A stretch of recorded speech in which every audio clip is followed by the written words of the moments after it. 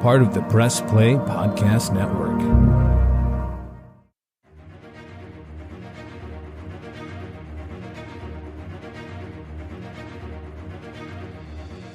Welcome back, everybody, to Podcast 616, the official podcast of Earth 616. Did I say that right? I hope I did. I'm your host, Damon Royster. I've been doing this for a long time. I know what I'm doing. Today, we are going to be talking about, oh man, nobody asked for this, but we're going to talk about it anyway. We just talked about Miss Marvel, so it's time to talk about Captain Marvel, a.k.a. Lady Top Gun. We are thrilled to have some fabulous guests, some true superstars here. Our first guest is a known actor, comedian, and a 16-time Academy Award presenter for the technical Oscars. Please welcome to your ears, Emma Pope. Hello. Thank you so much for having me. And the award goes to... Wow. Amazing. A true professional. In our second seat, this man demanded that he be on this episode. This person is a known Olympian and your local comptroller. Please welcome Andrew Knox. Woo. Morning, Damon. Good morning, Andrew. How are you? I'm doing fantastic. Thank you for finally acquiescing to my request to be on the show. It's huge. It just was, my inbox is just so full. Like, I got to talk about Brie Larson. You gotta start paying Google monthly for all the emails I send. Mm-hmm. And Andrew, just so we can all be clear, what does a comptroller do? Oh, thank you. Thank you so much for asking, Emma. We're going to need to extend the time limit. So do you know what recycling is? Does that ring a bell? It's essentially recycling water. Okay. That's what a comptroller does. So politicians are important. Well, if you want to drink and flush your toilet, yeah, that's a vote for me. Are you saying that the movie Waterworld is all about comptrollers? I am. Yeah, that's where they kind of came up with the idea. That was a documentary. A lot of people don't know that, but yeah, changed my life. Oh my gosh. We are here not to talk about Waterworld. We're here to talk about Captain Marvel. Is it as good as Waterworld? I don't know. I need some help today because I don't know how to feel about this movie. I'm going to go to our famous presenter, Emma Pope. Mm-hmm. Can you, because I feel like you told me that you saw this movie in theaters, as did I. I did, yeah. How are you feeling about Captain Marvel? How did you feel then? How do you feel now? What's going on? Brie Larson, talk to me. Yeah, okay. So you have to look at the history of what got us here, right? For me, is I was never like a Marvel or the other one big fan. What's the other one? We don't need to talk about her. Okay, yeah. No, just leave her out of it. But I am not like in the world of like following characters and seeing how threads like get, but going to see these type of movies, and like this movie is one of the few like big Marvel movies I saw in the theater, and I was like, oh, I get it. That experience is very cool because it's still new to me to be like in a theater of people who have been following these storylines and characters and get to see like a backstory or an arc that they didn't know was there. I remember feeling like this is cool. Like I get it. Yeah. And now I'm watching it again, with my critical eye, knowing I was coming on this podcast, and the things that I like about it, I still like. But it's not my favorite. It's always like a little bit hard for me to like pinpoint exactly what it is that makes one good or bad, because they are so formulaic that like, the big things that make a big superhero movie good are like usually in all of them. And so it's like, well, why does this one feel a little bit weird? I think overall I would say that I liked it. It has a lot of the things that I like, which is like one of my favorite things in movies is when you think the bad guy is good, you get a little like backstory and someone like reveals their intentions or why how they became who they are, and it like the betrayal. Yes, yeah. The classic Professor Snape of it all. What turns people to doing harm. A little bit of like an abolitionist like lens there, because it's like there's no like bad people. I like that shit. But anyway, I've gone so far so quickly. I have never heard anyone bring up an abolitionist lens on this podcast. Thank you. I've been waiting. Well, just kind of complicating the good bad, dichotomy of whatever. So although there is plenty of like what is good. But anyway, so it has a lot of elements that I like, and I enjoyed the movie experience. I liked it. I didn't love it, and I'm not sure I can like exactly pinpoint why I didn't love it. I would say like 7.5 out of 10.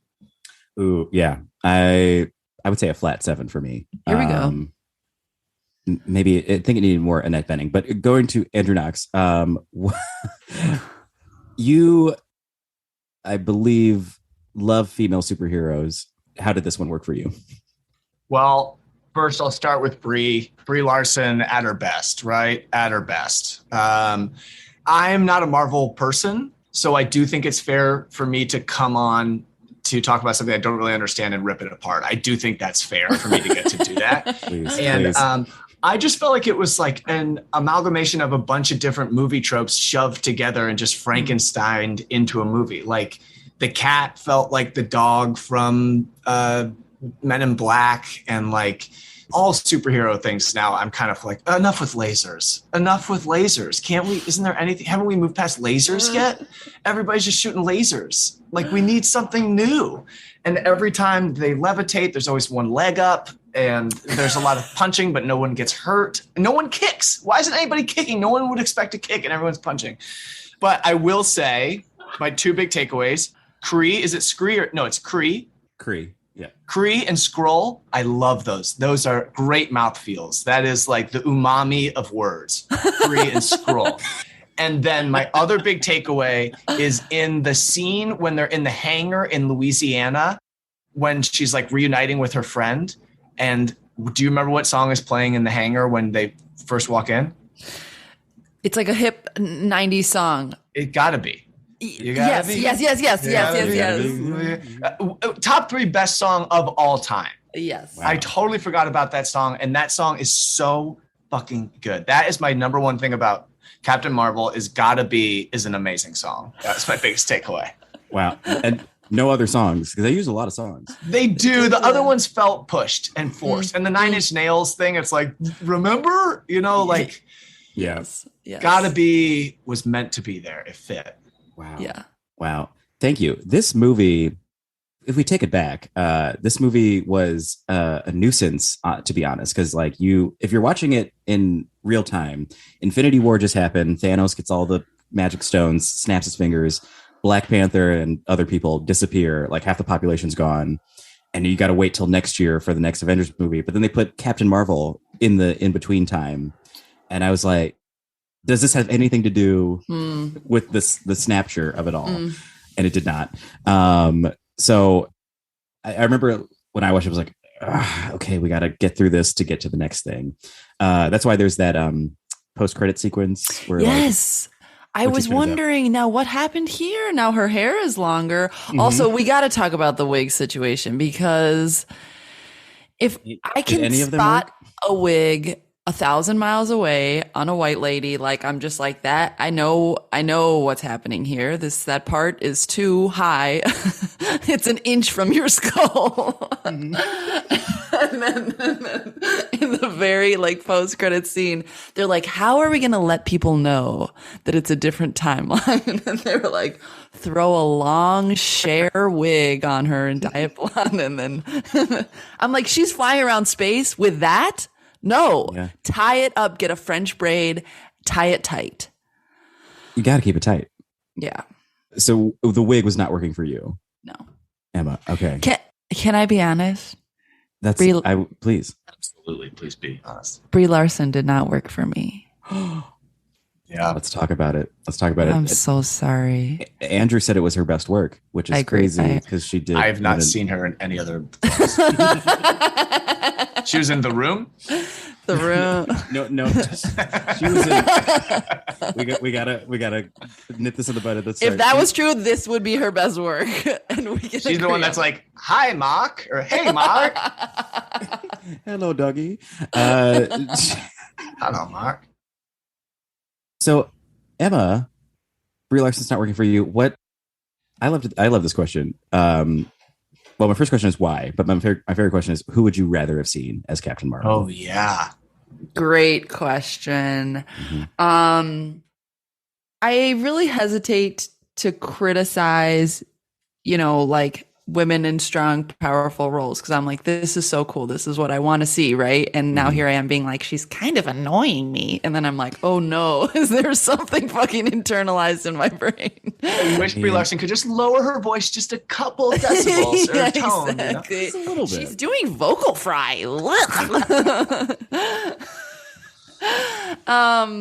There's just something to me about her that comes through as like it didn't endear me to the character. I can see that technically she's a very good actor, but I did not feel it reminds me of like, oh God, no, I don't want to go on this like dragging women actors, but yeah, I just didn't find her endearing. And then I ended up watching some clips of interviews with her because this is a little bit of like an internet debate, it turns out, about like Brie Larson, like, do we like her in the role? Not even do we like her in the role, but do we like her? Which is shitty because I don't think men go up against that same thing. But not all men, but yes, all men. Men. All men are, I love them all. I've never hated a man in my life. Oh, that's so sweet. And that's an abolitionist lens, yeah. But my takeaway from her was like she's very confident and she's very talented, which is awesome. But she is not funny and doesn't seem to have a lot of self-awareness, which I think like kind of it makes it a little bit hard for me to like endear myself to her. And I think that came across a little bit. It felt like a more technical acting job than a more like genuine. I wasn't. Yeah. I just didn't like feel like I wanted to be friends with this character. Yeah, totally. But I think it's totally fair. I think there's a spark missing, which is it's funny because she shoots sparks out of her hands, but like she just lacks that that playfulness that I think is needed for this kind of like action comedy movie. Like I don't know for sure, but I was watching this and I was like, I wonder if I would enjoy Florence Pugh. Oh my God, Damon, that's who I was exactly just thinking in my head. Mm-hmm. Yeah. Yes, go ahead. Finish your sentence. That is interesting because I was thinking Zach Braff could be good in it. He had his moment. Garden State came and passed, and then we also got Scrubs. So and the Kickstarter for his new movie. Sorry, go ahead.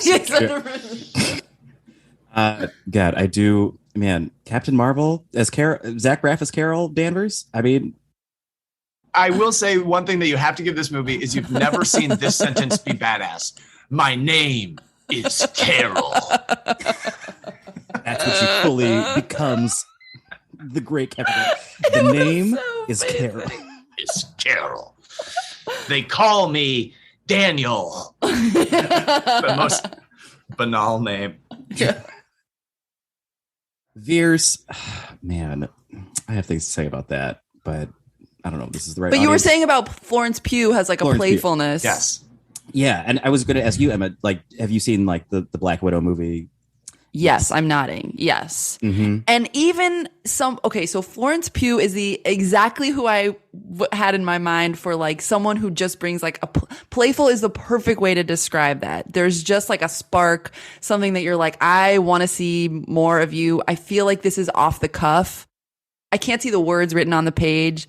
I can't see like the technicality of like the portrayal that you're doing. Mm-hmm. And even someone like Scarlett Johansson, who's like a more serious actor in that movie, who doesn't have the like, she isn't like a funny, kind of the playful one. Mm-hmm. Even she, I believe it a little bit more. It feels like a little bit richer. Yeah.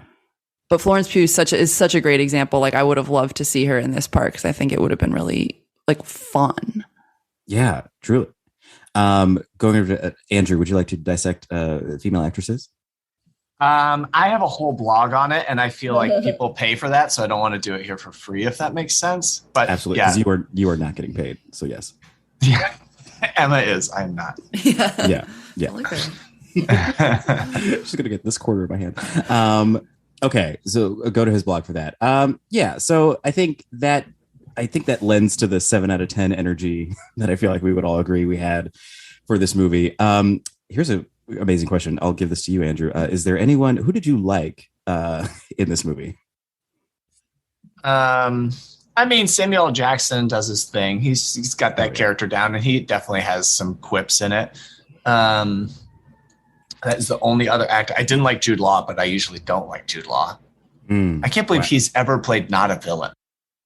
We'll get to Jude in a second, but I do want to go back to Samuel L. Jackson, who I think is great. It's great this part. And I think I was telling producer Michael that this was, I think, the first time Samuel L. Jackson was he's like the second build actor in this movie, and I don't think any other Marvel movie he was like this much featured this much. Yeah, because it's usually like, come on, Avengers, get back to work. This is a terrible Sam Jackson impression. But it was just nice to see, like, he's young. I think they did some like de-aging things. Yeah, that was interesting to see. They brought that hairline really far down. Really far down. I was jealous. Yeah. Oh yeah, it's too far down. It's like connected to his eyebrows. I was like, that's more of a swim cap. But we find out why he got the little eye patch. Yes. I love like an origin story like that. It just feels like such a wink to like the true ones, you know? Okay. A wink? And I take it back. It feels like a nod. Oh, he doesn't have a neck either. Fuck. This guy's losing everything. Okay. They do. I feel like at the end of these movies, love like putting their hand in the Marvel bag of bits and being like, well, what have we not explained yet? What's in here? And half of the movies I do feel like end with them holding that big cube of frozen Gatorade, and they're calling it the, look to camera, Tesseract. You know, it's like, oh, it's the origin of the Tesseract again. Yeah. It is, yeah, that is like, who's that for? Because like I know what it is because I see all the movies. And like, did you care, Andrew, about seeing the Tesseract? It honestly just makes me more confused because the Tesseract is one of the Infinity Stones. Yeah, I mean it's in there. Yeah. Oh, okay. I didn't know that. I didn't know that at all. I think the more you know, the less you understand when it comes to Marvel, in my personal humble opinion. Okay. Okay. Yeah, that makes sense. You're right. Because that's what I like about, especially seeing it in the theater, is like the people who get stuff can really nerd out on it, and then even if you don't, you're still like, oh, cool, nice block. I don't know. Yeah. What is it? An ice cube? It's cool. It's great. It can do what? I don't know. I believe it can open the gateway to other, like you can travel across the galaxy. Yeah. It's like makes a portal. I don't. Yeah. The first like 20 minutes of these movies is just like, it's just exposition, and it's like, take it or leave it. If you want to know what's going to happen in the movie, you can listen to it. If not, you will enjoy and understand everything. Like enough to be like, oh, they're bad and they're good. You know? Yeah. Well, yeah. If you don't want to pay attention to that. Mm-hmm. Man, do we want to talk about the plot? Is there a plot? I mean, there is. Yeah, it's just like her discovering her true past or whatever. Yeah. And well, Andrew, you said you liked the Skrulls, like or saying the word Skrulls. Did you enjoy the shapeshifty magic that was happening? Absolutely. And I think that was an easy opportunity for comedy. And we got a little bit of it with the old lady on the bus who, for some reason, Captain Marvel punches instead of blasting with her, the laser shooting. Like, I just want to let them know that I know who you are.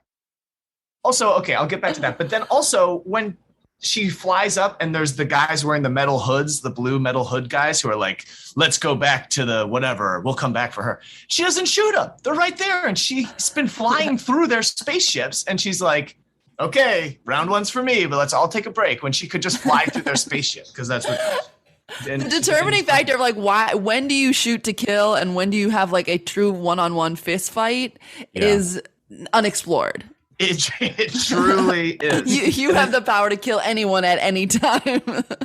But we got to make it to 90 minutes. And the shape-shifting thing, I wish it was used for comedy more. It's a classic. There's so many farcical elements that could be used of just, mistaken identity. Let's go on a 30-minute Scooby-Doo in the middle of this. Yeah, they did not have a Scooby-Doo at all in this. No, really disappointing. Emma, if you had the power to shapeshift, who would you shapeshift into? Oh my gosh. Ooh. You know what? That would really freak me out. Now, for most people, it would be easy and fine. But I would. Oh, okay. I thought that's a full rejection of the question. Okay. Honestly, I'm getting so stressed out thinking about it because it would be like lying, and I would. You know what it would remind me of is like hearing people talk about you in another room when you're like, oh, I'm not supposed to hear this, or like hearing something that you're not supposed to hear. Like, oh, I'm sweating, I'm getting nervous because I don't want people to think that I'm someone that I'm not, that they tell me something that they're not supposed to tell me. I guess I would like to be like an animal, just like a nice animal. Absolutely. Can I do that? Yeah, you can do that, right? They can do animal, not file cabinet. Not file cabinets, but I think they could do a nice animal. Yeah. But an animal. Yeah. Speaking of animal, when you said that the Skrulls are the umami of words, you know what is the opposite of that? Is the Flerkin. Yeah. Isn't that what they call the cat? Yeah. Yes. I was like, Flerkin every time. Child made that word up. That was bad. That was a bad one. But anyway, I'd shapeshift into the cat. Yeah. The Flerkin, man, I don't know if you guys know this about me. I'm not a big fan of wet tentacle things shooting out of a creature's mouth. That's right. Wiggling. That's right. It's so unique I to forgot you. that about you. Yeah, I know. That's kind of my Your thing. I kind of actively avoid it. So the fact that was like a big cheering moment, I was very grossed out by the whole cat business. I do have to say. I'm so sorry. Also so convenient. Yes. I really thought that the cat was going to be Mar-VELL. Like a recreation. And I'm not sure I totally understand like what it is and why it was so present. I would have loved to know. I loved it. I mean, that was for me, a little cute little kitty who was played by a real cat snuggling up with Sam Jackson in the movie. I really liked that. I like that. Who's played nice. by a real cat. Yes. And like actual cat actors are getting work from it. It's not CGI. It's not some celebrity coming in, taking the job. Here comes Rachel Dratch in a cat suit again. We've seen it. We've seen it, Rachel. Rachel, been there, done that. Yeah. All right. I think at this moment, we're going to, if you're listening to this, take a moment to cuddle with your cat because we're going to take a hot break. Make sure they're not a Flerkin. How will you know? You won't know until 90 minutes in. God, I didn't do this podcast to be cool. I'm just going to say that. All right, cool. We're going to take a quick break. We're going to talk more about Captain Marvel. Keep it here and we'll be right back.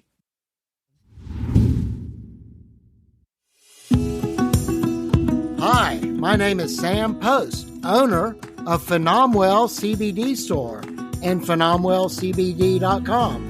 That's like phenomenal, PhenomWellCBD.com. Tune in where we talk with experts about how the amazing hemp plant can make a difference for people's health and well-being from the Press Play Podcast Network.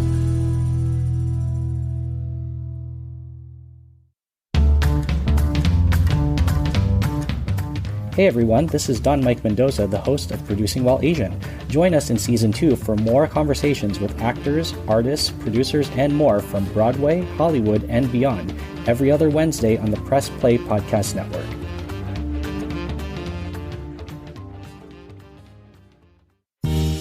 Hello, Brooks here with the Books with Brooks monthly book club podcast. Here's how Books with Brooks works. We read one book a month, and then we talk about it. Classics like Stephen King's The Shining, debut novels like We Are the Brennans by Tracy Lang, and tons of other compelling, life-changing stories, one book and 1 month at a time. So come read along with us, and then listen in. And we're back talking about Captain Marvel. All right. Emma Pope, you intimated to me that you have some questions about Annette Bening. Yeah, I have questions about the character. Also, I loved Annette Bening in this. Alette. I love what Alette does. No one else can do. What is her name? I don't know. I loved seeing it, and I loved the like cool she's the this like cool, powerful, kind of smart scientist-y woman. I love that character. Yeah. Total woman boss.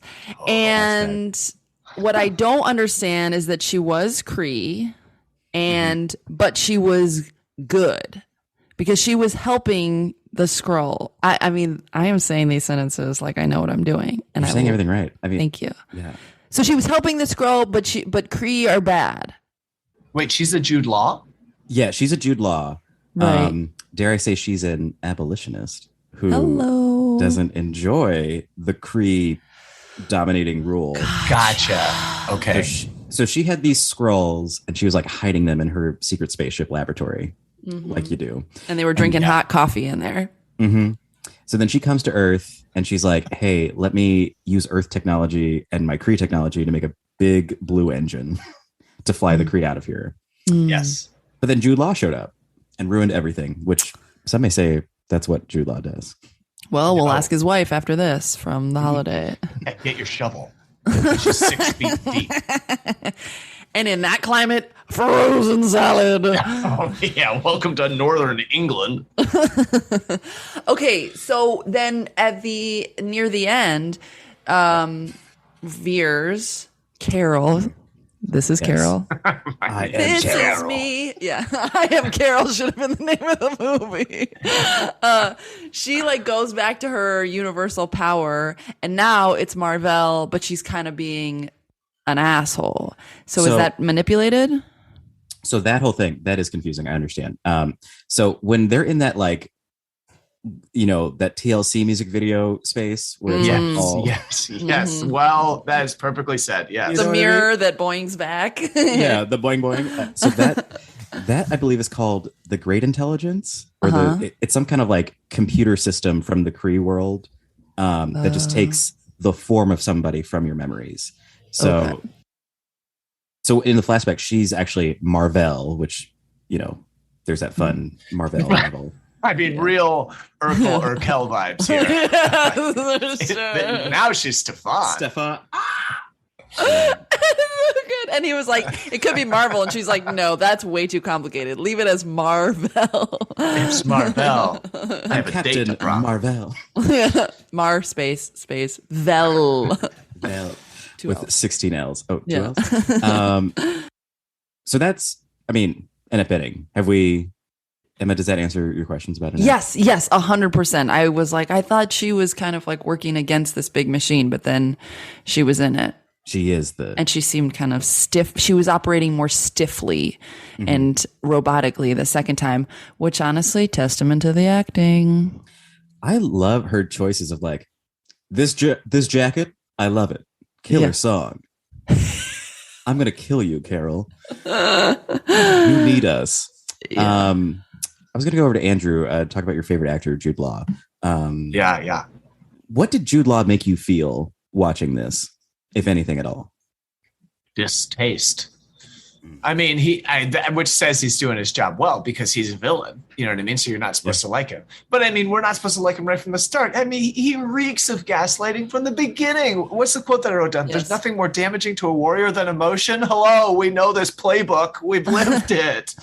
Yeah, you don't like him from the beginning. And it's just like, well, let's fight. I wrote Jude Law as a gaslighter. And I mean that as an actor, not even as a character. Can you name me one Jude Law performance you enjoyed? Okay, he's in this. He's in The Holiday. I loved him in Game of Thrones. Is he it? I don't know. I just felt like that was a good catch-all for all English actors. Yes, I remember Closer, him and Clive Owen. The Men. I saw that movie when I was young and thought, oh, that's what being cool and old is supposed to be. I thought the same thing. Wow, relationships are going to get really weird in a couple of years.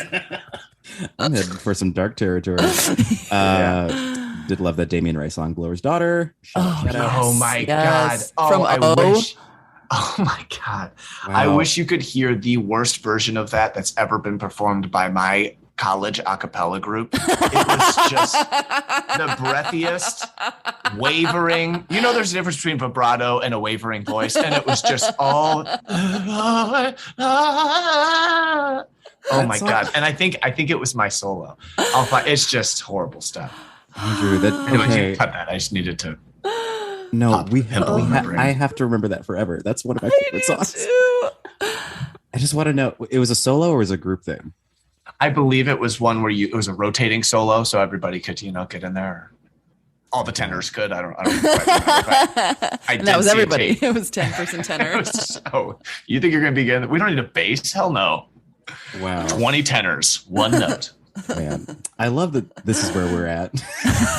Oh, I steer every podcast to my college acapella experience. What was their name? It's got to be something punny. Well, the college was Hobart, and it was the Hobart Tones. Oh, yeah, nice. Very, nice. very creative. Nice. Yeah. Very Hobart cool. Tones. I guess that's not a word. Okay. Pluraling. But Jude Law, and also I think we have to mention the fact that Jude Law was pink, even though he was a Kree, and Kree are all blue. Why was everyone blue except for Jude Law? Mm-hmm. Yeah. Why was one of the Kree Australian and none of the others were? Mm-hmm. Yeah. Also, I'll take this time to shout out all the Marvel connections that I know you loved. We got Gemma Chan, who was one of the blue. She was the one woman blue people. Yeah, hair to put to the side. To the side. Yeah. Again. Classic Smurf approach of, and then there's woman Kree. The woman Kree. Gemma Chan later plays Cersei in the Eternals, which is another Marvel movie that I did not like. Also, we get oh my god, what's his name? I always want to call him Blood Diamond. Oh yes. You know what I mean? Yes. Jimo, yeah. Jimo. He shows up in the Guardians of the Galaxy movie, as does Ronan, played by Lee Pace. That's how you knew Jude Law was a bad guy also, because he was aligned with future villains. It's I'm earning my paycheck, y'all. You know, that's the kind of stuff I like. I think that's so cool. And I love like an origin story. I love getting to know like fill out the character a little bit more. I feel like it adds some cool stuff. And speaking of Phil, you got Phil Coulson, who was the little shrimpy dude with Sam Jackson. Yes. He was in the first Iron Man movie and the star of the TV show Agents of S.H.I.E.L.D. We got to talk about the Rambos. The Rambos, Maria Rambeau and her daughter Monica Rambeau. Yes. Oh, yes, that's their last name, Rambeau. And is the daughter the one who's then in WandaVision? Exactly. Yep. Gotcha. Okay. Oh, that's cool. That's her grown up. Yep. And Maria is is she in other stuff too? I believe she's the new James Bond. And that's a Marvel movie? Yes. Yes. Brand new. Okay. That and Hunger Games are both Marvel. Oh, the umbrella is so big. Oh, ever expanding. Ever expanding umbrella. But does her character have anything else to do with the Marvel universe? Well, so that actress, Lashana Lynch, they did a cool thing in the Doctor Strange in the Multiverse of Madness where they go to a parallel universe, and Maria is Captain Marvel. So she has the light powers and is flying and shit instead of Cool. Oh. Yeah. So she got to do a little bit. Cool. She was killed by the Scarlet Witch, but you know. Shoot. So was John Krasinski. It was a bloodbath. Oh. John Krasinski's in Marvel? Yeah, they just cast. He's Mr. Fantastic, the stretchy guy. That's a good cast. That's the right person to play that. I thought like this story about like best friends being separated and then, you know, one of them having to like live with this memory and one of them not having it. Like that is so compelling. I felt like again, like this is where it kind of fell short because that has like the potential to be such a cool inner storyline for a movie like this, and then like the reunification. But I just like didn't hit as much as I wanted it to hit. I agree. I think like for me, the middle part, like when she meets Sam Jackson and then she reconnects with Maria, like that, like when we go to Louisiana, and also my favorite character, that neighbor. Oh my God. The boys gonna look-see? At the bird? It's like, how are we going to sell that this is in Louisiana? Oh, I know. Have a neighbor come by. And like, is it okay if I go get the boys and then we come back and look at the thing I've been looking at? So as producer Michael knows, this is an acting podcast. So I would love to institute an acting challenge for us. Could we each do our best impression of if you were the Louisiana neighbor in that scene, how would you... when Maria opens the door, how would you greet them? Let's start with Andrew. Do you want to go first? Yeah. Well, I've got my crawfish mud bugs on my griddle, and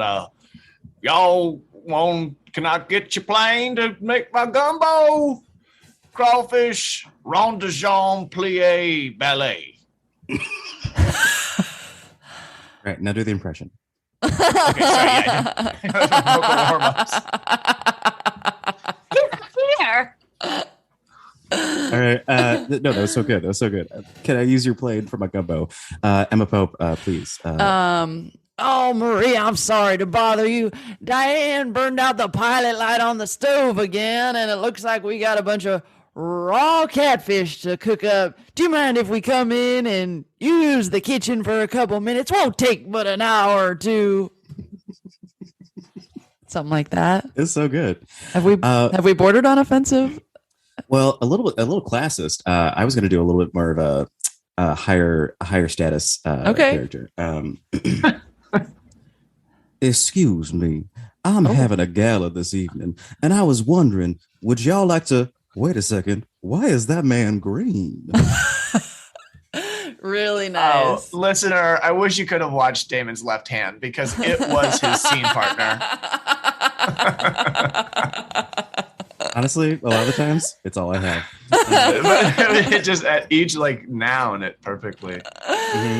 Oh, why is that man green? And we know what he's talking about based on where he's pointing. Yeah, I did competitive speech team, so gestures are very important to me. Oh, absolutely. No, I won't show you my trophies. Anyway, my favorite part is the flip that the Skrulls are actually the victims and that they're refugees looking for safety from the evil Kree. And then, Carol is just like, oh, wait, they're the bad guys? Okay. And then she's cool. We meet the Kree. I'm just trying to yada, yada, yada the rest of this movie. Honestly, and then, she wins, sends Jude Law back. And then we get my favorite scene, which is the scene between her and Sam Jackson, and they're doing the dishes. Oh, yeah. The Marvel. The Marvel. And references the Marvelettes, which is a great band. And when he jumped into that song, he started, because she said, sing a song by the Marvelettes. And he's like, wait a minute, Mr. Postman. I was like, well, this whole time, we're Fury. We've been missing out on this. You've been sitting on that. I mean, you sing the song at the beginning, the movie's over then. You got to build to it. Yeah. I do love a post, all this stuff has happened. We're sitting around, we're playing a game together. We're eating the leftovers of the dinner on the table. That feels so nice to me. It's akin to when you at the end of Lord of the Rings, when Frodo wakes up in the bed and it's everyone's there. We're all little and jumping on beds. And, the hard part is done. Now we can kind of reflect and be calm with each other and grow and sing and laugh and play. Yeah. The blower's daughter. Wait, Damian Rice? Sing me some. I don't believe that's a real singer. Okay, thank you for asking. Full combo with yourself. Continues to the full scene. Hey, you two aren't supposed to be in here. Well, we are. You're right. When they come back though and have that recap scene or whatever, denouement, it is always a close up of the Uno cards and somebody wiping the sweat off of a beer, just there's only one light on above the table because it's almost time for bed. Yeah, we just get to live for an hour. Yes. Can we just? Yes. So she flies off in 1995, and she won't be back till 2025, I think. With slightly longer hair. Slightly longer hair, yes. Also, when she flies, I know that a lot of this movie takes place in the 90s, but it truly looks like it was made in the 90s. She becomes claymation with that weird mohawk thing, and it didn't look great. Okay.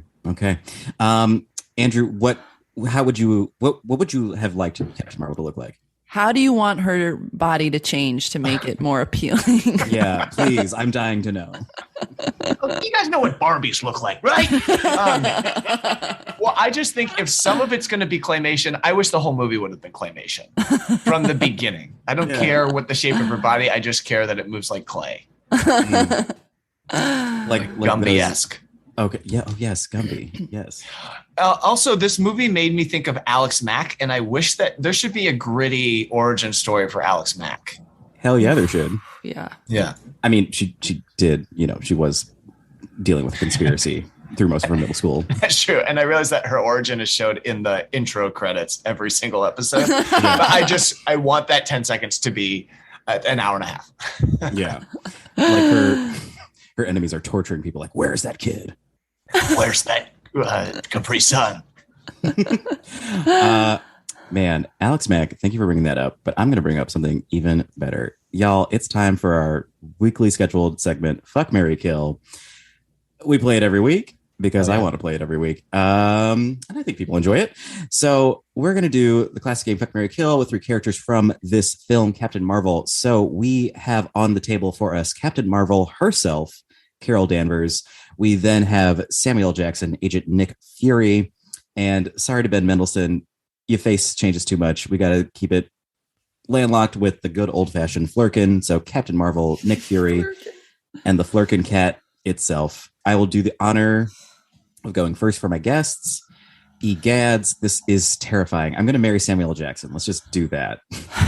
I'm going to marry Samuel Jackson. He is mine. I will change his eye bandages every day as long as we get to sing the Marvelettes together. Now it's hard. Okay. Wow. I don't have sex with women. So, but I also don't want to have sex with a cat.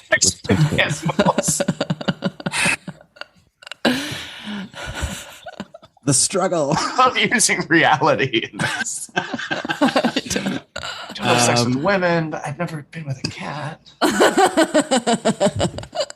So this is uncharted territory no matter where I go. But you know what? I'm brave. I'm young enough to recover, so I'm gonna fuck the Flerkin because that just sounds fun to say. Ugh, the nightmares this sentence is gonna give me are incalculable. But I will. You know what? I am gonna kill Captain Marvel, and I will resurrect her as Florence Pugh. Wow. Wow, full circle. Incredible. Full circ. So let's do. Anybody feel ready to go? Go ahead, Knox. I feel like I'm deciding on the fly. I really can't decide. I am killing Captain Marvel, and I'm sorry. That wasn't hard to decide. But what I can't decide between the other two because I feel that I would have a happy life with both. Oh, wow. I'd like to marry them both, Your Honor, but I can't. In my court, never. I will. God, I really can't decide. I'm really going back and forth. I think I'll marry Fury. I think that would be I think it would be a fun time. I like that he has like a little sense of humor and he can sing, and I just think it'd be like a nice, adventurous for sure. He's a spy. He's a spy? Oh, he's a spy. Yeah. But, okay. I didn't know he was a spy, really. I mean, among other things. But. Okay. We're having sex once and then I'm done. And then I'm going to marry the cat. Which I think we should say Goose. The cat's name is Goose. Goose, yes. And not. Right. Yeah, also, I didn't say this before, but Lady Top Gun really got me good because that's what it is. Also, I'm like, why are people so fucking... There are other ways you can fly an airplane. You don't have to be in the fucking Air Force. They love it. They love these. Okay. Wow. Erase all that, and I will say kill Captain Marvel, fuck Fury, and I'm marrying the Flerkin to having to hold Flerkin for life. Wow. So with the streamlined Flerkin. version. Andrew Knox, please. Okay, I am going to take a page out of my favorite screenwriting book, and I'm going to kill the cat. And then I will... I think it's famously called Save the Cat. We must read different... Well, there's a bunch of there's different ways to skin a dog. So we probably read a different book. Okay, I will definitely kill the cat. I'm allergic. So it's either it kills me or I kill it. So I will definitely kill it. And it will be long and drawn out and painful. And then I will also marry Nick Fury, and I will have sex with Captain Marvel. Wow. Wow. I got a thing for claymation. So thank you for the very demure sex with Captain Marvel. Yo, there's no fucking. We're having sex. It's romantic. Okay. That's Fuck, Marry, Kill. And that's the end of this podcast. I can't, man, this truly, I looked at these names and I was like, there's no way these two people are going to make it. They're going to bail. And to be fair, Andrew was late. But thank you both so much for Okay, listener, in my defense, he's right. I was like, well, he canceled. Obviously, this makes sense. But Andrew, you were here, so please let people know, where can they find you on the internet? Are you around? I'm around. I'm always on the internet, even when I'm not supposed to be. You can follow me on Instagram and Twitter and TikTok and the like at Soft Knox, KNOX. Beautiful. Thank you. Yeah, very nice. Opposite of Hard Knocks. Emma Pope. Yeah. Emma, where can we find you? Same thing. I'm around also, and I'm on Instagram, Twitter, TikTok at Emmer Pope, EMMERPOPE, because my grandpa used to call me and my sister Emmer and Annie, and I think that's nice. And also Emma Pope was taken. And you can also find me this year as I am running to fill the currently occupied comptroller seat. Oh, so look for me out in the streets and at your door. Knock, knock, knock. Going to be an exciting fall. I can't believe another episode of comptroller drama. I know. Why does this keep happening? As the comptroller turns. Well, this is Podcast 616. You can follow us on Twitter at Podcast 616P3. That P3 stands for Press Play Productions. Thank you for allowing me to do this and have us talk about Damien Rice. You can also follow me, Damon, on Instagram at Damon Royster, DaymanRoyster. I'm Damon Royster 88 on Twitter. You can also follow me on Twitter and Instagram at Gay Frazier. That's gay with 2 A's, because that's how gay it is. That's you. That's me. Yes. Wow. I get to say my favorite sentence. I am Gay Frazier. Yes. I've never meant anything more in my life. Producer Michael, thank you so much for being here. Can you hop on the mic real quick and give us what letter grade would you give this podcast episode? Oh my God. Okay, so this episode is more entertaining than the movie itself. So for that reason, I have to give it another A+. Wow. Thank you, Michael. Michael. Wow. I love someone who loves us. Thank you so much. Man, Michael, thank you so much. My GPA is crushing. All right. That's the show. Michael, thank you. Emma, thank you. Andrew, thank you. Captain Marvel, I can't wait for the sequel. This has been Podcast 616, so please have a great day. And don't forget that with great power comes even greater responsibility.